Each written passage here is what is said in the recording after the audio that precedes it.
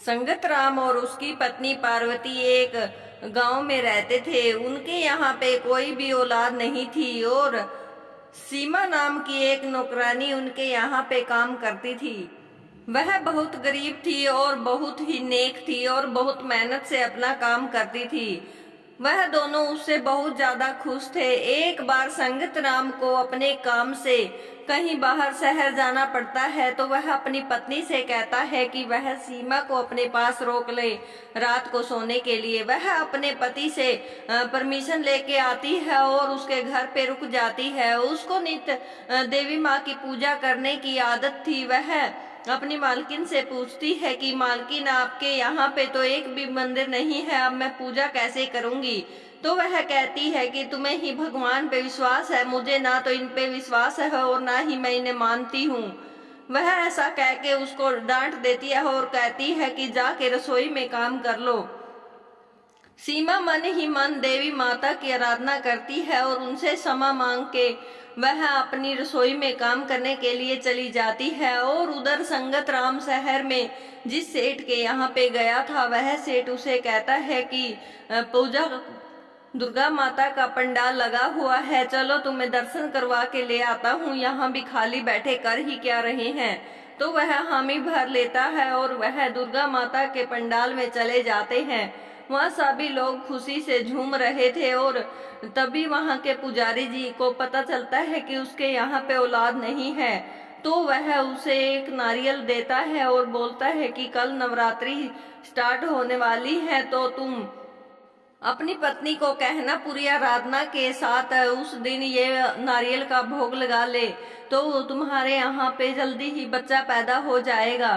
तो वह उस नारियल को ले जाके अपनी पत्नी को दे देता है और कहता है कि कल सुबह नहा धो के पूजा करके इस नारियल को तुमने खाना है। तो वह उसकी बात सुन लेती है और जब वह वहां से चला जाता है तो वह अपनी नौकरानी को बुलाती है और कहती है कि ठीक है, तुम ही इसको खा लेना, मुझे नहीं विश्वास इन चीजों पे। तो वह पूरी श्रद्धा से उस नारियल को अपने घर ले जाती है और अगले दिन ऐसा ही करती है। नहा धो के पूजा करके माता की अर्चना करके वह उसका भोग लगा लेती है। उसके पति को माता निकल आती है तो उसकी सेठानी उसे कहती है कि थोड़े दिन के लिए तुम काम पे मत आना, क्योंकि अगर तुम्हारे पति को माता आई है और हमारे घर में निकल गई तो हम परेशान हो जाएंगे। तो वह दुखी मन से वहां से चली जाती है और पूरे नवरात्रे माता की भक्ति करती है और पूजा अर्चना करती है। जब वह नवरात्रि पूजन के लिए उनसे पैसे लेने के लिए जाती है तो उसे डांट के भगा देती है।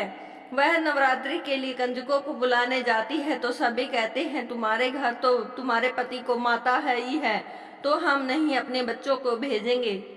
वह दुखी मन से माता को याद करती है और कहती है कि अब वह उसका व्रत कैसे पूरा होगा बिना कंजकों के जी में। तभी उनके घर पे 9 कंजकें आ जाती हैं और वह देवी का रूप होती हैं। वह उन्हें देखकर मंत्रमुग्ध हो जाती है और उन्हें भोग लगाने के लिए उन्हें बैठा देती है। तो वह उनसे कहती है कि भोग तो थोड़ा बना है। जब वह जाती है तो पग चिन्ह वहां पे छोड़ के जाती है। उसको पता चल जाता है कि स्वयं देवी माँ ही उनके घर पे भोजन करने के लिए आई थी, क्योंकि देवी माँ की जो भी अर्चना दिल से करता है वह कभी खाली हाथ नहीं रहता है। उसका पति भी ठीक हो जाता है और वह अपनी मालकिन को भोग देने के लिए जाती है तो उनके यहाँ भी माता निकल आई थी। वह उनसे कहती है कि आप ये भोग लगा लीजिए, आप ठीक हो जाएंगे। और ऐसा ही हुआ, खाते ही वह ठीक हो गई। थोड़े दिनों के बाद सीमा को पता चलता है कि उनके यहाँ पे बच्चा होने वाला है। वह मालकिन को खुशखबरी देती है और उनको एहसास होता है कि उन्हें कितनी बड़ी गलती की। उनके यहाँ एक सुंदर सी बेटी होती है और सीमा के कहने पर माता की अर्चना करने लगती है, जिससे कि उनके यहाँ भी एक लड़का लड़की पैदा हो जाते हैं। जो भी माता की अर्चना सच्चे दिल से करता है और बिना दिखावे के करता है, माता उन्हीं की सुनती है। कभी किसी को खाली हाथ माता नहीं छोड़ती है और जो पूरी श्रद्धा और लगन के साथ उनके व्रत विधि और पूजन करता है तो वह उनके घर में खुशियों के भंडार भर देती है। इसीलिए जब भी माता के लिए व्रत रखे तो पूरी श्रद्धा से रखे, ना कि दिखावे के साथ। दिखावा हमें कुछ भी प्रदान नहीं करता है और माता उन्हीं की मदद करती है जो लोगों की मदद करते हैं। हमेशा हमें दुखियारों की मदद करनी चाहिए और उनका भला सोचना चाहिए।